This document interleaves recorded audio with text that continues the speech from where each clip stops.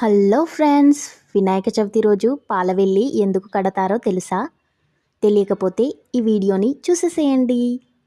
పాలవెల్లి అనగా గ్రహాలు నక్షత్రాల సముదాయం. అంటే గ్రహాలు నక్షత్రాలు వినాయకుడిని పూజిస్తున్నట్టు ప్రతీక. అనగా మనం ఈ పాలవెల్లిలో యాపిల్స్, దానిమ్మ, బత్తాయికాయలు యాడ్ చేసుకోవచ్చు.